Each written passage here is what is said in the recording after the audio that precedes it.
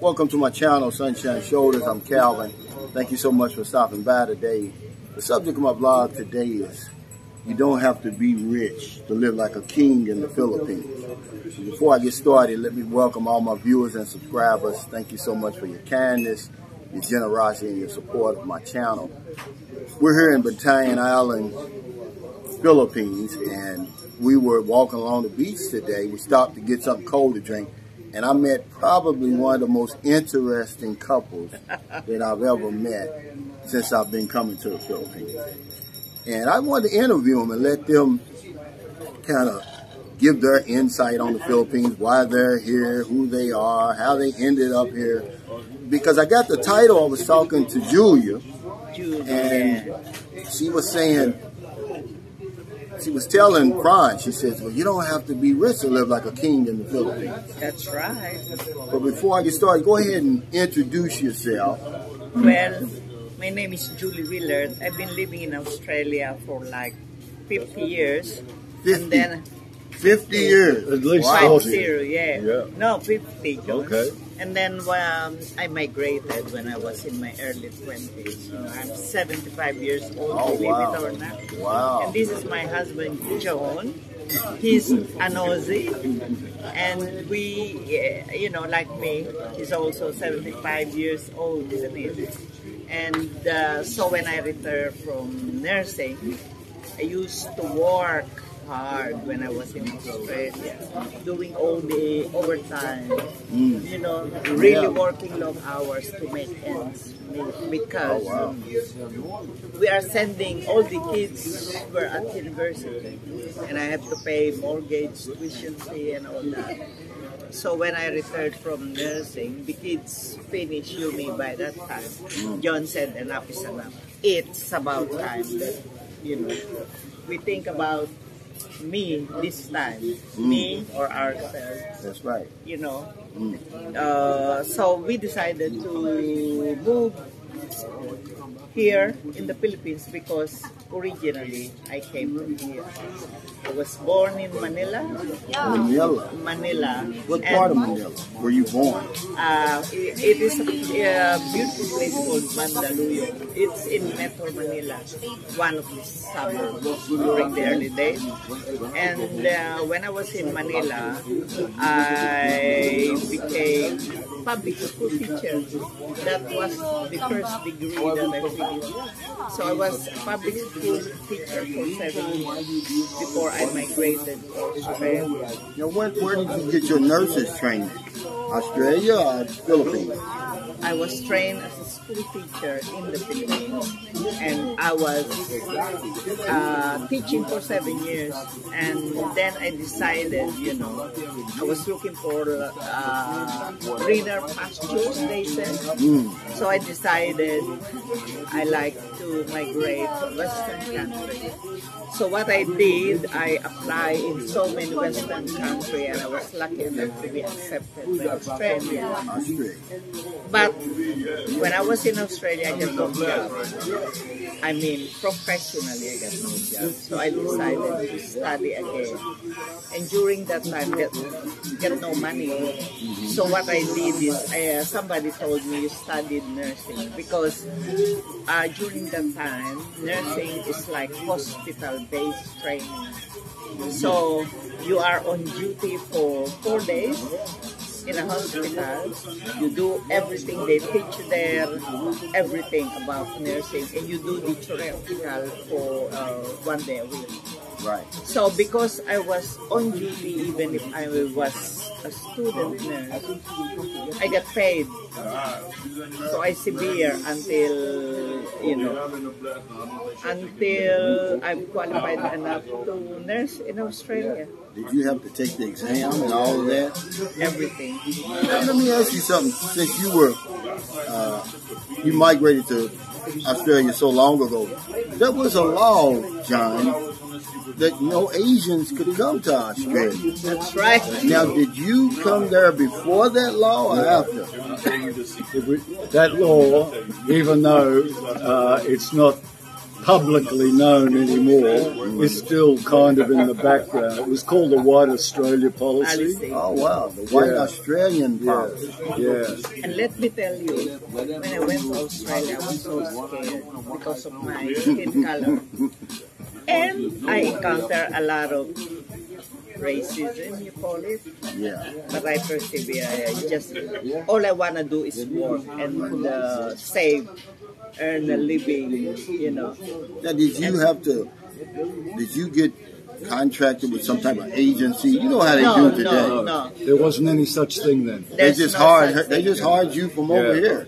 No, they didn't hire me, but because I was educated enough, I just went to the embassy during that time. It's not very hard. So I said, can I get an application to migrate to Australia? Wow. I fill up the form. During that time, you can do that. There's no such thing as security. Yeah. You can just like queue up in any embassy, even the States. Oh, wow. Or Canada. So I applied England, Canada, Australia, and Africa, would you believe?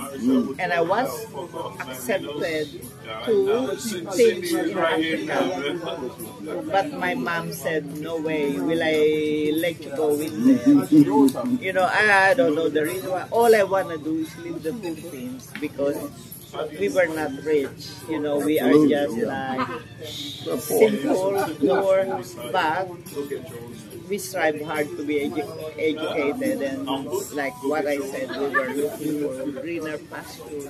That's interesting because a lot of the what I was telling guys when I was in Louisville, I knew a lot of Filipino nurses. Those are most of the professionals that I knew. Because I was telling my viewers that not all Filipinos go to these Western countries by getting married. A lot of them pull themselves up by their own bootstraps, so to speak. Yeah. And she's one of them. Yeah. See, she was from the old school, like I like to call it. Yeah. She was one of the handful of new arrivals in Perth, Australia, in the mid-70s. There was nobody there. Right? A handful of people. She knows them all to this day personally. Yeah, Now you're from what part of Australia? Well, I'm your drifter. I was born in northern Queensland. Okay. I was actually brought up in Brisbane, the capital. Okay. And then early 20s, I moved to Sydney and Melbourne, and then I got a job in Perth, West Australia. And I went there for 12 months on a contract, and forever stayed there. You know what's interesting about you? Because I asked you, because you said I'm a music and film guy. It's a film critic. And I asked you, I said, well, what kind of music do you like? Tell my viewers what kind of music you like. Well, the long story short is that I come from a family of people who loved the real African black American music. Basically, we're talking about jazz. My father was a singer, and so I was brought up with all of the music from the 30s, the big band era, the Duke Ellingtons and the Count Basies and that sort of music. But I took my own interest. I love the history of music, and I've spent my life, studying it and researching it, and now I'm old enough to be able to visit places that I wanted to see. So that's where that comes from. Film. They were also film fanatics, my family. So I got this passion for film and music. So you were a critic? Yeah. That was your job? Yeah. So and you music. go around, if somebody came to Perth to perform, you'd go to the concert. Pretty much, yeah. Write it up Unless in they the were newspaper. superstars and wouldn't give us tickets, but generally speaking, we used to get tickets in the film as well. So I worked for a radio station. Oh, radio station. Yeah, that was my job. I know you showed me before we started this interview, you have some Miles Davis on your phone. Who else did you? You said you saw Ray Charles. Oh, how old were you when you saw Ray Charles? I was probably 15, something like that. But I was going to concerts literally as a child, in my pajamas, in a dressing gown, when I was a child. right? And we saw Ella Fitzgerald, and that was 1955. So that'll give you an idea. Yeah. So what happened to, because you're a music guy, and I always ask people this, they can't give me an answer. What happened to all the major talent like that? Remember, it was droves of talent. Yeah. What happened to it? A lot of them are still around. Yeah. A lot of them are still around. But a lot of them are dead as well. I mean, the James Browns and the Ella Fitzgerald and... But I mean, the new generation of talent. Because you know that, okay, when... It's a good question. When the big bands went out, and here comes... what's the guy that died? We were talking Jimi Hendrix. Jimi Hendrix. Then here comes the Ray Charles. You know what I'm saying? Stevie Absolutely. Wonder. Yeah, well, Stevie's still with us, fortunately. Yeah. But now it's like there's nobody out there. Yeah, it's a good question. I don't know the answer, to be honest, where they are. They're still in the ether. Yeah. I think they're up there somewhere. They haven't come down. So tell us how you met. Can you tell us? Well, we met at I guess it was a concert, wasn't it? Yeah, in Fremantle, a twin city of Perth. There's a twin city called Fremantle in Perth. And there's a beautiful old building there. How you pronounce that? Fremantle. Fremantle. Yeah. Okay, yeah. We call it Rio for short. Yeah. So my radio station. We were putting on a show there, right? And I was DJing it, comparing it, and Julie happened to be there, and that's how we met. It was my days off. Yes. So she must have been a stunner then. No. For you to... She was. You should notice she is. People. She is. She is now. Yeah. She is good. Yeah. That's right. So I thought that's when we sort of got talking. Yeah. And we shared a passion. You was wondering where she was from.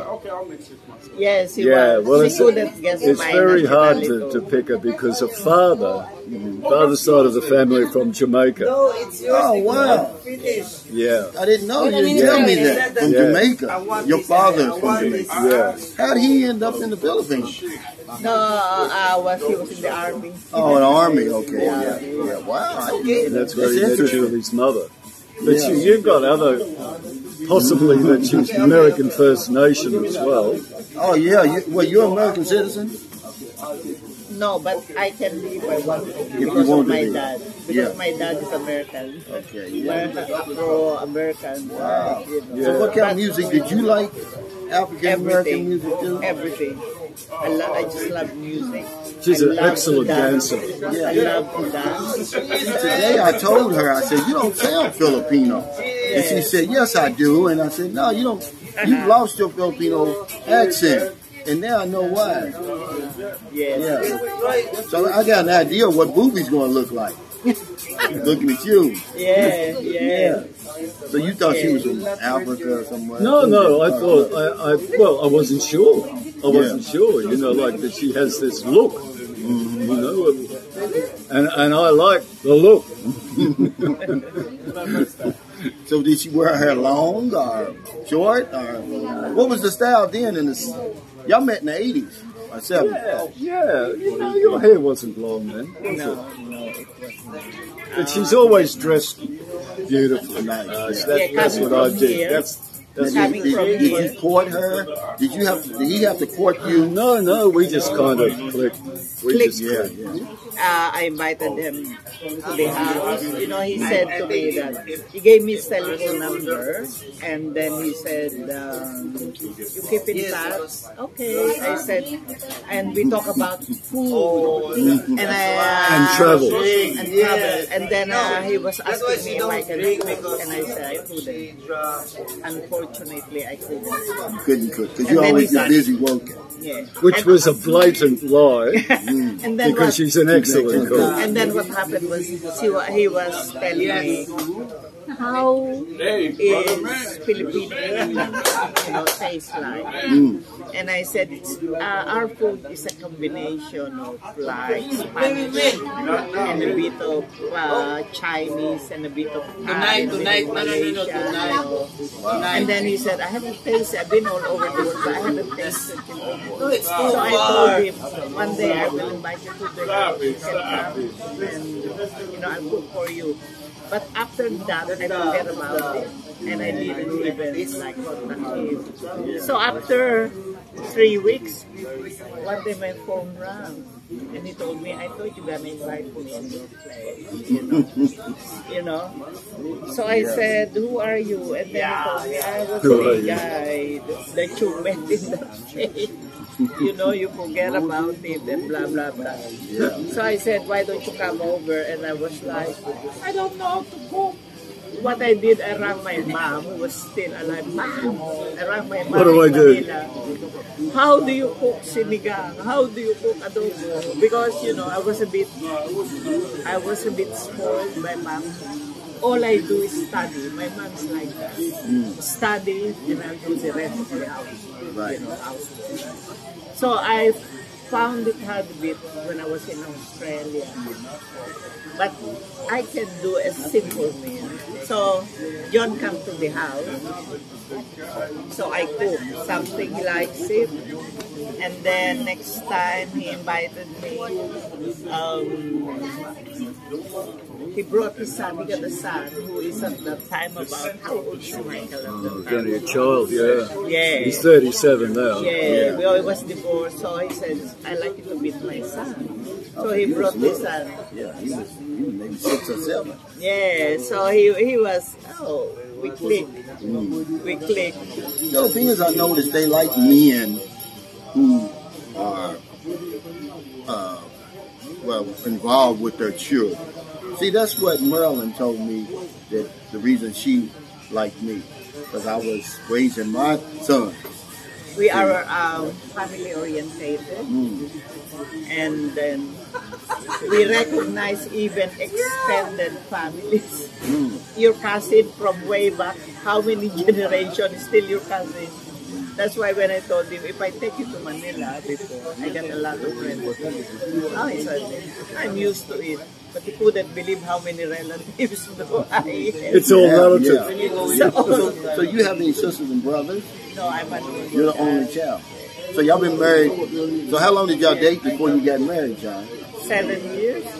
Wow. Yes, because we lived together Before you got married. We're getting a bit deep here on our... No, I was just asking, you know, because see, a lot of my viewers, they're men from Australia, UK, New Zealand. I've got a friend, he's in St. Carlos City, came all the way from New Zealand to see me. Okay, America, France, and they're interested in dating and marrying Filipinos, you know. And since you had been married for so long, I thought, well, maybe he's got some secrets. Yeah. He could tell us, you know. Secrets, I'll have to think of that. I tell you the secret though, and you should apply it so that you can have a very... Okay, listen. She's the one, I don't know. The woman is always right. Oh, the woman's always right. And that is really the right. Now, did you learn that in Australia or you learned that in the Philippines? Where'd you learn that? I learned that from mother. Oh, my mother gave me all this wisdom. Now, let me ask you, okay, now you're in the Philippines, you're back in the Philippines, you lived in Australia. How long have y'all been back here? Can I ask you 10 that? years. Here? Yeah. No, not that long. Oh, no, sorry. If you count Mandaluyong. Yeah, 10 years. Yeah. In a row, without leaving. I mean, you don't live in, Yeah, we've been living here, but we're in and out all the time. We travel all the time because we are both retired. We've been in every single country in Asia except Tibet. Yeah. You can't go there, can you? You can. And we've done the States, Canada, Mexico, Europe. Morocco. I've done Europe 4 times. Morocco. You asked me, you told me today, you said y'all moved back because you said it was getting so expensive over there. Well, it is. It is. It's We can still live there, but our way of life won't be the same. Like, probably we have to be very careful on how we spend our money. Travel. Travel and all the other simple things, like, for example, like I like to have a massage or have my manicure and pedicure. Right. Here in the Philippines, I can have it done every week if I want to, because it's just so cheap. You know, while when I am in Australia, when I was living there, I do my own.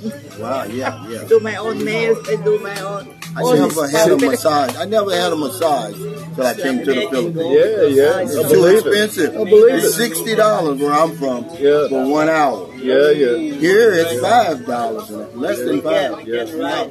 I tell you. See, this is the thing here. The longer you stay here, the more you become acclimatized and very hard to leave permanently. Yeah. You're used to having taxis. You're used to the massages and the beauty parlors. Absolutely. And that's a great point, Jack. And the food, you know, we eat out all the time. All of these things are now second nature. Very hard to give that up. That's a great point. That's why I tell guys, I say, when you come over here, the Philippines grabs a hold of you. Yes. But I never heard it explained like that. Yeah. He's I telling the tell truth. you another story. When my son finished university, he rang me, Mom, I am here. Can I bring friends? So I said, oh, by all means come. You know, because I was thinking I got made to cook and everything. I couldn't believe it. He brought 15. 15? 15. Wow. And I tell you what I did. They all stayed with us. And they all stayed in our In house. Manila? Yes, in In Manila. Manila. Yeah. And you know what I did? We hired a van, right? With a and driver. a driver. And I told the driver, have a head count. You don't live anywhere without Everybody, yeah. without everybody. And the way they spend money, I really like. And these are only university students, but everyone got like savings to spend, and everyone was like, "Oh, Mrs. Wheeler, it's so beautiful in here. Everything is so cheap." Because all they do is shopping, having a good time. You know how young kids are taking, and I come while my driver, who is just a very nice plain master, Julie, I hope those are very rich. The way they spend money, he said, my God, are they all multi-millionaire? And I said, no, they're only students, but they got an allowance and they save.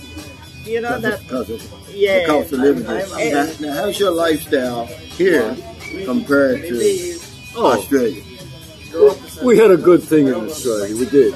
I mean, where we live, it's a beautiful place. It's clean. There's a lot of activities. The beaches are amazing. Plus, I got my own house. Yeah, so we had a comfortable life. We did then. Now, I'm used to this. Yeah. You know, I'm used to this.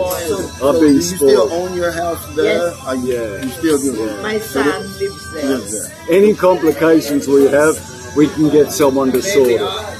You know, and it doesn't cost us a lot of money to sort it. Oh, okay. You know, you want a plumber on a Sunday in Australia? Yeah. Good luck. Yeah, here you can get one.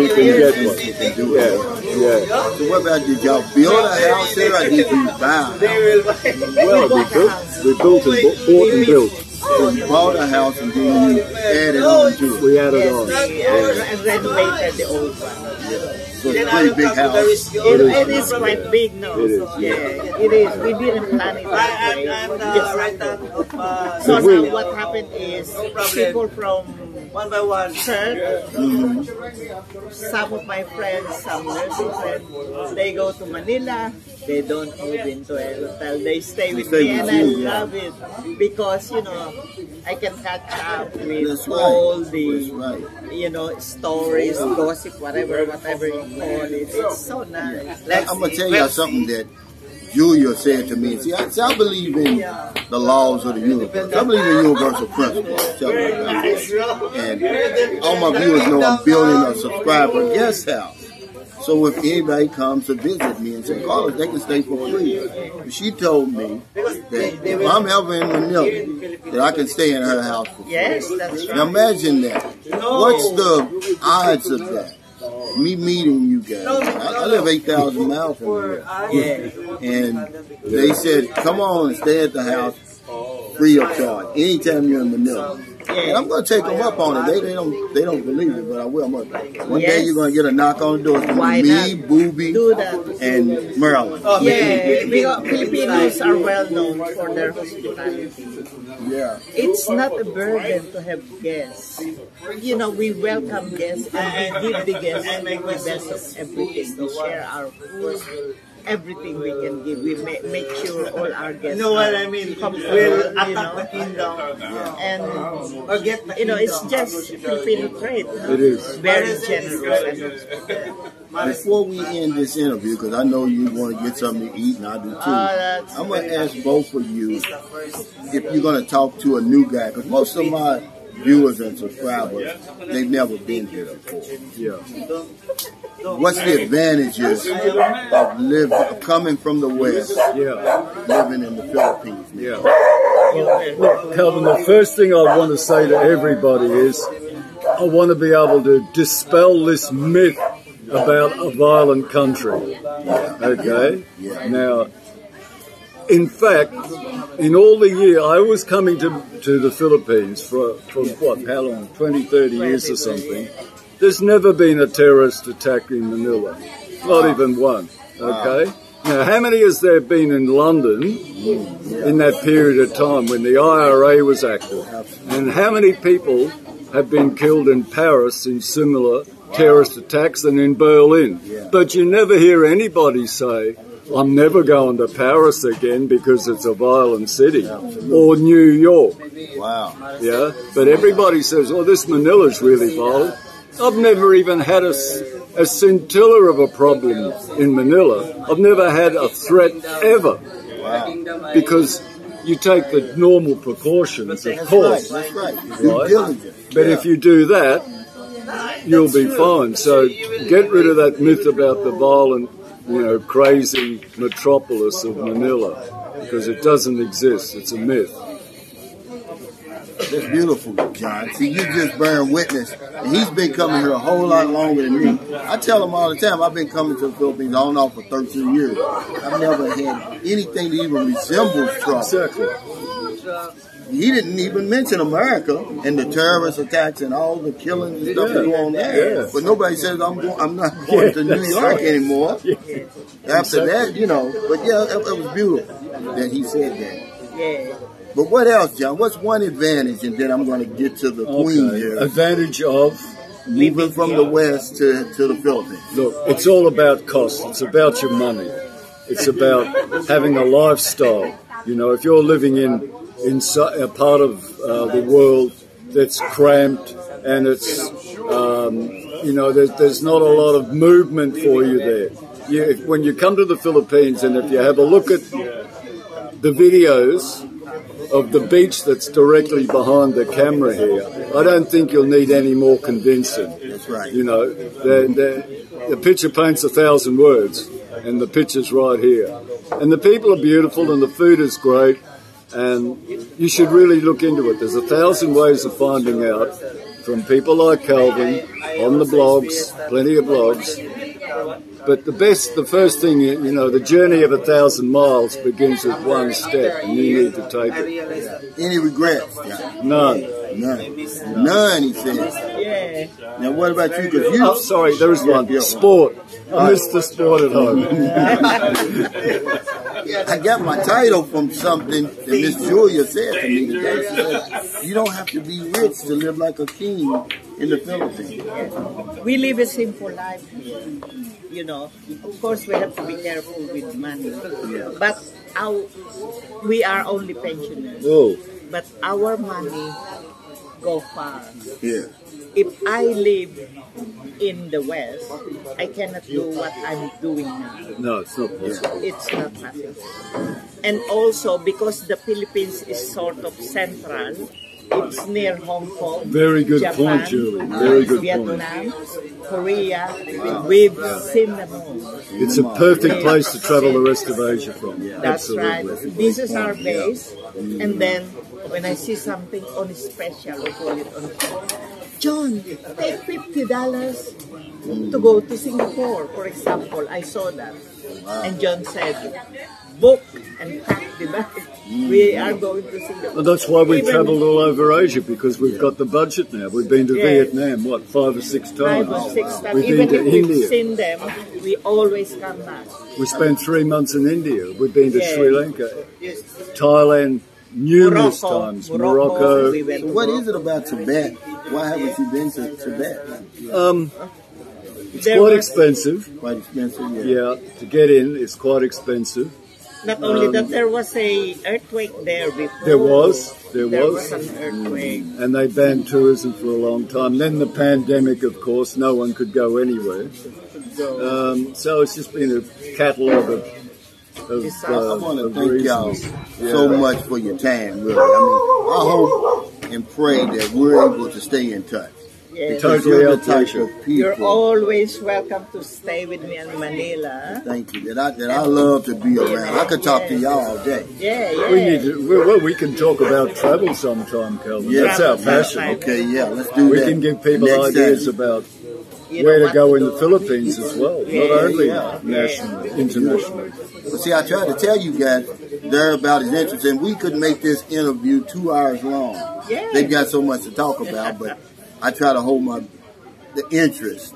If it gets too long, they'll lose the They'll interest. lose Yes, interest. yes. Yeah, But I want to thank you so absolutely. much again. Hey, man, John, totally our Julia. pleasure. Next time Thank I want you. to have we're going to talk about travel. We're Yeah. going to talk about the music collection you've got. Absolutely. He's got 40 albums by Miles Davis. Wow. I mean, LPs, by the way. LP. Not CDs. Correct. Yes. Not I got MP3. CDs as well, but yeah. Yeah. I got all the old stuff. But we left most of them in Australia. We got a few here in the Philippines. Yeah. Yeah. So you got do you have a Victrola here? Is that what they call it? Stereo that you play those? Yeah, of course. You Yeah. got one Yes. here. Yes, we got. But I don't play the vinyl anymore. I don't have a turntable. Oh, I okay. Yeah, that's what I meant. I've been Turntable. long seduced into using CDs. Yeah. Yeah. So, and But there's always music in the house. Yeah. I love music. There's too. always music. well, it'd be my pleasure to show you my collection one day. Yeah. When you come to the I house, will. We definitely going to meet up again, and we're going to come to Manila because we got to come there anyway to get Boobs to start Boobies CRBA, get her U.S. membership. I mean her U.S. citizenship. Yeah, see, it's a process. It's simple though. It only costs about $200. I have to prove parentage, so we got to have pictures of me and Marilyn before she was pregnant, during her pregnancy, and Oh, after. right. Okay. is she American also? Your wife? No, she's 100% Filipino. She's still Filipino. Yeah, she's never. Well, she left the country one time. She was OFW in Singapore, but she missed her 2 children so much that she quit. She bought her contract out Okay. and came back home. Yeah, well, I get dual citizenship, so I can live in Australia and I can live In the Philippines. in, yeah. So what type And I of can visa do own you property. have, John? Are you here on? And because he's married to me, Yes, he sir. can stay So here. you got the 13A, right? That was cool. I don't know the number. I've but, heard of that. 13A. I carry him. Yeah. Okay. I carry him. So thank y'all so much for stopping by today. I really appreciate it. If you're in America, it's getting late. Before you let your head hit the pillow, I hope you find somebody to intentionally help. If you don't want them late grocery runs, beer runs, weed runs, weed is legal over there. Yeah. Yeah. Are you on second shift or on your lunch break and you see somebody out in the street, buy them something to eat, buy them something to drink, give them a few dollars. If you're in the Philippines, there's no excuse not to help somebody over here, John. Not a day goes by that I don't help somebody in the Philippines. Because if I don't know anything else, I know this one thing for sure. When we help other people, we help ourselves. Take care, stay safe, stay COVID free. I'll see you next time. Thank you so much. Thank y'all so much.